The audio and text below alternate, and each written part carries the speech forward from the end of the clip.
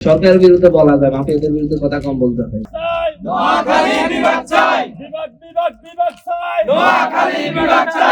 এবং নোয়াখালী শুধু নোয়াখালী বিভাগ না, আমি ইয়ার ক্ষেত্রে একটা নোটিশ দিয়েছি যে হচ্ছে আমাদের নোয়াখালী যে পৌরসভা রয়েছে এটাকে সিটি কর্পোরেশন রূপান্তর করা, জলাবদ্ধতা দূর করা দিব।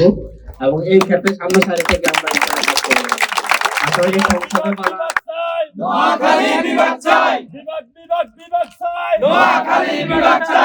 এবং নোয়াখালী শুধু নোয়াখালী বিভাগ না, আমি ইয়ার ক্ষেত্রে একটা নোটিশ দিয়েছি যে হচ্ছে আমাদের নোয়াখালী যে পৌরসভা রয়েছে এটাকে সিটি কর্পোরেশন রূপান্তর করা, জলাবদ্ধতা দূর করা এবং হচ্ছে ট্যাক্স বেরিবাদ পুরো নোয়াখালীকে কেন্দ্র করে ট্যাক্স বেরিবাদ ইয়ে করা একটা মেগা প্রজেক্টের জন্য এগুলো সিদ্ধান্ত প্রস্তাব আকারে দিব, সংসদে কথা বলবো, বাইরে আমরা কথা বলবো। বাস্তবতা হচ্ছে আমাদের নোয়াখালী ব্রিটিশ আমল থেকে বাংলাদেশে সারা বাংলাদেশে মাত্র 18টা জেলা ছিল।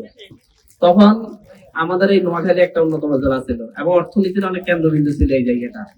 এটাকে পাঁচ কাটিয়ে বাংলাদেশে এখন হচ্ছে কুমিল্লা অনেক বড় হয়েছে, ইয়া হয়েছে। আমি বলতেছি না যে কুমিল্লাকে বিভাগ করা যাবে না, কুমিল্লার মতো বিভাগ হইতে পারলে হোক, সমস্যা নেই।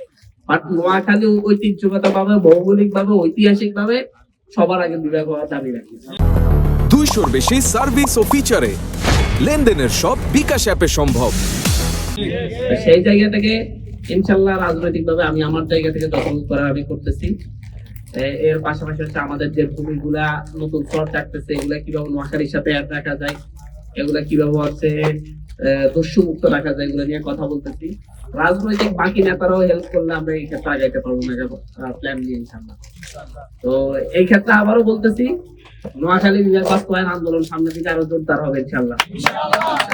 কথা বলতে গেলে একটু কম সম বলতে হয় আর কি। সরকারের বিরুদ্ধে বলা যায়, মাফিয়াদের বিরুদ্ধে কথা কম বলতে হয়, কারণ সরকারও কন্ট্রোল করে মাফিয়ারা এবং এই মাফিয়াদের হাত এত শক্তিশালী,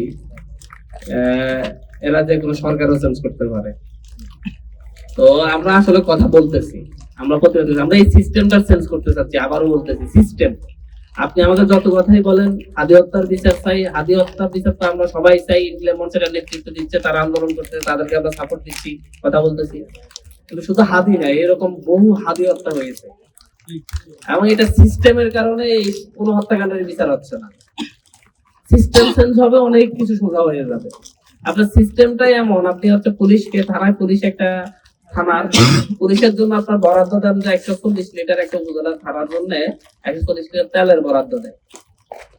ওদের প্রতিদিন গাড়ি বেরিয়ে 10 লিটার করে যদি একদিনে খরচ হয়, মানে ওদের তো হয় সিএনজি বের হয় না, ওই তাহলে একদিনে তাদের হচ্ছে 100 লিটার শেষ হয়ে যায়। তো বাকি যে ওরা যাবে, যাইতে গেলে এবার কয়েক জিডি করছে না, তদন্ত যাবো, তদন্ত গিয়ে পকেটে টিয়ে দিয়ে যাবো না, যাইতে ভাই 1000 টাকা না দিলে তদন্ত যাবো, তেল খরচ কেন দেবো, তেল খরচ তার 200 টাকা যাবে, সে এখন অপশন পাই গেছে 1000 টাকা নেয়া।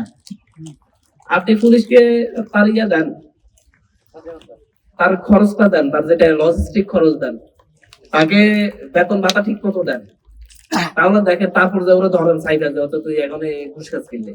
কিন্তু এখন আপনি তাকে কিছু দিবেন না, সে 15,000 টাকা বেতন পায়, 20,000 টাকা বেতন পায়, তাকে আপনি 20 দিন বাইর করলে তার 20 দিনে যাতায়াত ভাড়া তো তার 20,000 টাকা চলে যেত, তার সংসার চালাবে না, বাচ্চা কাচ্চা পড়াবে না।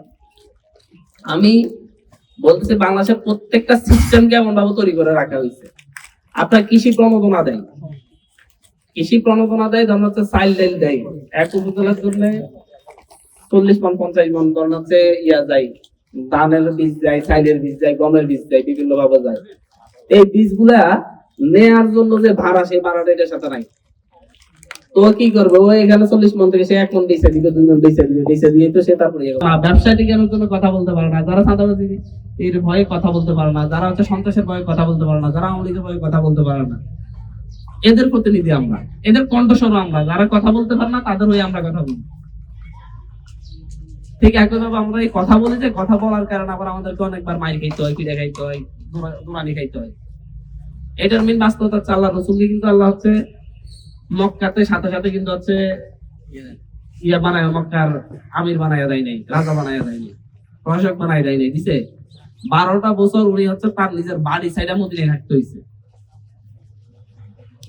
আবার হচ্ছে এরপরেও অনেকটা লড়াই করে উনি এখানে আসতে হয়েছে, অনেকবার কয়েকটা যুদ্ধ করতে হয়েছে, নিজের দাঁত হারাইতে হয়েছে।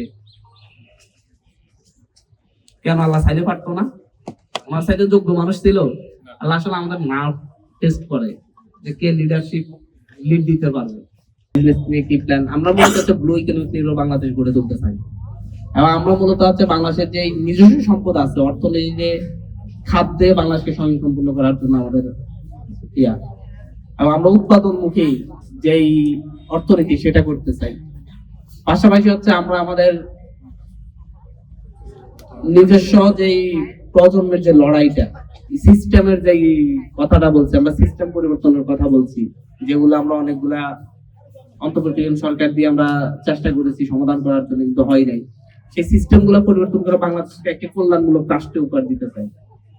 আমাদের সেই 24 দফার মতো পুরোপুরি রয়েছে। অর্থনীতিকে আমরা কিভাবে পরিবর্তন করতে চাচ্ছি, আমরা বিজ্ঞান ও প্রযুক্তি কিভাবে আগাতে চাচ্ছি, বাংলাদেশ কিভাবে হচ্ছে তাদের নিরাপত্তায় সার্বভৌমত্বের প্রশ্নে কিভাবে তারা স্বাবলম্বী হয়ে উঠবে, কিভাবে তাদের হচ্ছে নিরাপত্তার জন্য অন্য কারো উপর নির্ভর করতে হবে না, কিভাবে তাদের অর্থনৈতিক ভাবে স্বাবলম্বী হয়ে উঠবে, কিভাবে শিক্ষা ব্যবস্থাকে নতুন ভাবে গড়ে তোলা হবে, এবং শিক্ষা প্রতিষ্ঠান কেমন হবে, শিক্ষক নিয়োগ পদ্ধতি কেমন হবে, পুরোটাই আমাদের ওখানে আছে। তো আমরা আশা করি যে আমাদের 24 দফা পড়লে আপনারা অনেক কিছু জানতে পারবেন। অনেক সময় কম, ব্যাখ্যা আকারে বলতে পারবো না, শুধু এতটুকুই বলি, আমরা মূলত হচ্ছে হাতে কলমে যে শিক্ষা, কারিগরি শিক্ষা কেন্দ্রিক বাংলাদেশকে গড়ে তুলতে চাচ্ছিলেন। এই ক্ষেত্রে যারা অন্তত ইউনিভার্সিটি থেকে পাশ করে যেন হচ্ছে সে চাকরি পাক না পাক, সেই হচ্ছে নিজস্ব কর্মসংস্থান পায়, সেই নিশ্চয়তা দেয়। এটা মানে হচ্ছে সরকারি ভাবে আপনার যে স্কিল আছে সেই স্কিলকে কাজে লাগিয়ে চাইনিজরা যেভাবে নিজেদের অর্থনীতিকে ডেভেলপ করছে, যে আমরা স্কিল বেসড শিক্ষা ব্যবস্থা